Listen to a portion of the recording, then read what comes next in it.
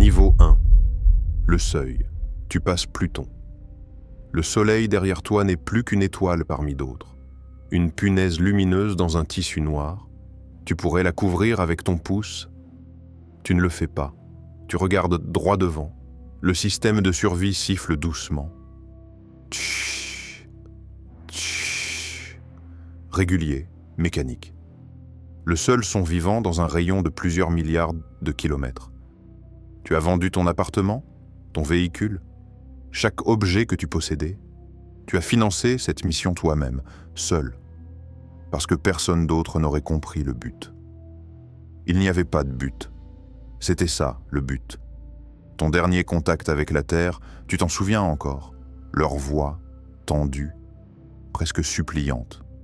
Reviens, c'est pas trop tard. Tu peux encore faire demi-tour. Tu as souri, calmement. Et tu as éteint le transmetteur.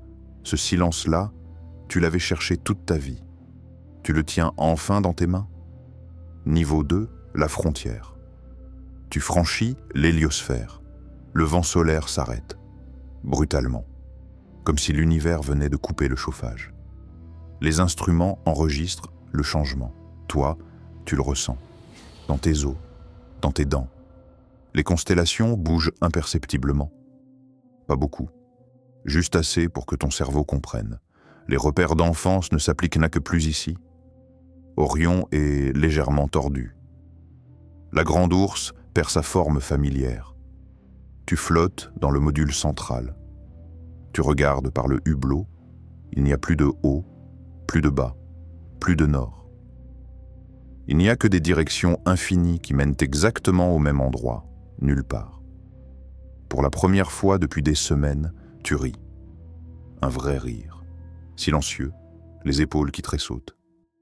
Parce que tu comprends enfin ce que tu cherchais. Pas la paix, pas l'aventure, l'absence de sens. Et ici, elle est pure. Niveau 3, l'effacement. Les jours cessent d'exister. Le soleil ne se lève plus. Il ne se couche plus. Il n'y a que la lumière artificielle du vaisseau que tu règles au hasard quand tu y penses. Tu dors quand ton corps s'effondre. Tu manges quand ta tête tourne. Un matin, si on peut appeler ça un matin, tu passes devant le hublot et tu vois ton reflet. Tu t'arrêtes. Tu regardes cet homme dans le verre. Il te regarde aussi. Mais ses yeux sont légèrement décalés, comme si sa réaction arrivait une demi-seconde trop tard. Comme si la lumière entre vous deux avait du mal à se décider. Tu lèves la main lentement, il la lève aussi. Tu te demandes qui imite qui. La coque craque, clic, clic, clic. Elle se dilate, se contracte, respire à sa façon. Tu commences à attendre ses sons, à les compter. 14 claquements par cycle thermique, parfois 15. Ce détail-là, tu le connais mieux que ton propre prénom. Ton prénom. Tu le répètes à voix haute, pour vérifier. Le son s'évapore dans le vide de la cabine. Niveau 4. L'immobilité. L'ordinateur de bord affiche 112 000 km/h. Tu regardes par le hublot. Les étoiles sont immobiles. Tu les fixes pendant 40 minutes.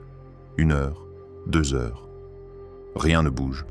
Aucune parallaxe, aucun glissement. Le cosmos ne consent pas à te montrer ta vitesse. Tu pourrais aussi bien être une mouche coincée dans l'ambre depuis des millions d'années. Tu commences à douter des chiffres. Peut-être que le vaisseau est arrêté. Peut-être que le moteur s'est tu sans que tu t'en rendes compte. Peut-être que tu dérives depuis des semaines dans un point fixe de l'univers, invisible, oublié, sans que personne ne le sache. Tu vérifies les instruments, tout est nominal. Tu les vérifies une deuxième fois. Nominal. Une troisième. Tu poses tes mains à plat sur le tableau de bord. Tu sens la vibration légère du moteur ionique. Elle est là, réelle, mathématiquement indiscutable. Mais ton corps, lui, ne croit pas les mathématiques. Ton corps sait qu'il est cloué sur place. Pour toujours. Niveau 5. Les voix.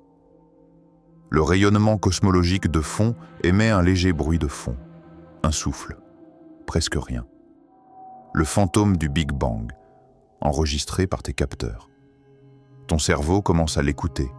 La première fois, tu entends juste du bruit. Puis, une nuit sans nom, tu entends ta mère. Elle t'appelle pour dîner. Sa voix exacte. La façon dont elle allongeait ton prénom sur la dernière syllabe. Tu te retournes vers la cuisine vide du module, la bouche sèche. Tu sais que c'est une hallucination. Tu as lu les rapports, l'isolement prolongé, le cerveau qui fabrique de la présence humaine quand il n'en trouve plus, tu le sais. Mais le lendemain, tu laisses les capteurs ouverts un peu plus longtemps. Et tu entends le rire d'un ami d'enfance. Court, spontané. Comme si quelqu'un venait de dire quelque chose de drôle derrière toi. Tu n'essaies pas de le faire taire. Ces fantômes sont tout ce qu'il te reste. Niveau 6. Le fantôme. Tu éteins les lumières, pas pour dormir, juste pour voir. Tu flottes dans le noir complet et tu découvres que c'est plus confortable que la lumière, plus honnête. La lumière artificielle était un mensonge. Elle faisait semblant que tu étais quelque part. Dans le noir, tu sais exactement où tu es, nulle part. Tu commences à naviguer de mémoire. Tu connais chaque angle, chaque saillie, chaque câble de ce vaisseau. Tes mains glissent dans le vide, trouvent les poignées, poussent, tournent. Tu traverses les modules comme un spectre dans sa propre demeure. Ton poids n'existe pas. Ton corps n'a plus de limite nette. Dans le noir absolu, tu ne sais plus où tu t'arrêtes et où le vide commence. Tu inspires lentement. L'air a un goût de métal et de plastique chaud. Tu penses « je suis un atome ». Pas métaphoriquement, littéralement. Un arrangement temporaire de particules se déplaçant à travers un espace qui ne s'en souviendra pas. La pensée ne te terrifie pas, elle te soulage. Niveau 7. L'échelle du Dieu. Tu vois l'anneau. Il est apparu il y a 3 semaines dans tes télescopes. Une distorsion. Un cercle parfait d'étoiles dupliquées, courbées, leur lumière pliée autour d'une masse invisible. Un anneau d'Einstein. Gigantesque. Silencieux. Indifférent à ton existence. Tu t'en approches.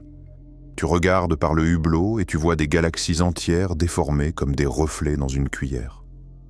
Tu vois la lumière d'étoiles mortes, il y a des milliards d'années, qui voyagent encore, qui cherchent encore un œil pour l'accueillir. Cet œil, c'est le tien. Et quelque chose en toi se brise doucement. Pas de peur, pas de douleur, juste une sorte d'effacement tranquille. Tu penses à l'humanité, ses guerres, ses frontières, ses urgences, ses amours. Tu les vois de si loin qu'elles ressemblent à des flammes de bougies dans un stade vide, brillantes, chaudes, complètement éphémères. Tu n'éprouves plus ni compassion ni mépris, juste une fatigue calme. La fatigue d'avoir tout vu. Niveau 8, la mort thermique. Tu poses ta main sur le panneau de contrôle du système de survie. Tu ne penses plus à rien. Le silence est parfait maintenant. Le sifflement, tch, tch, s'arrête. La température commence à baisser, lentement. 1 degré, 2 degrés, la coque claque de nouveau, clic, clic, mais différemment, plus lentement, comme si elle aussi se résignait. Ton cœur bat dans tes oreilles. Boum, boum, un espace de plus en plus long entre les deux. Et là, dans ce froid qui monte, quelque chose d'inattendu surgit. Un souvenir. Net et brutal comme un coup. Un jour ordinaire sur Terre. Tu avais 20 ans. Tu marchais dans une rue quelconque. Le soleil chauffait le haut de ton crâne. Une femme riait à ta gauche. Quelqu'un vendait des fruits à l'angle. L'air sentait la pluie récente sur le bitume. Ce n'était rien. Ce n'était absolument rien. Et tu comprends, trop tard, que c'était tout. La liberté que tu cherchais n'était pas dans le silence de l'univers. Elle était dans le bruit, dans la friction, dans le poids des autres sur tes épaules, dans la gravité que tu haïssais qui te rappelait que tu avais un corps, que ce corps était là, que ce là avait un sens. Tu as parcouru des milliards de kilomètres pour trouver la paix absolue et tu réalises que la paix absolue n'est pas la liberté. C'est juste une prison sans murs. Tu es l'homme le plus seul de l'histoire de l'humanité, dans une cellule vide de la taille de l'univers entier. Et ta dernière pensée, avant que le froid prenne le contrôle, est douce et terrible à la fois. Tu as toute l'éternité devant toi. Mais tu n'as plus aucun maintenant.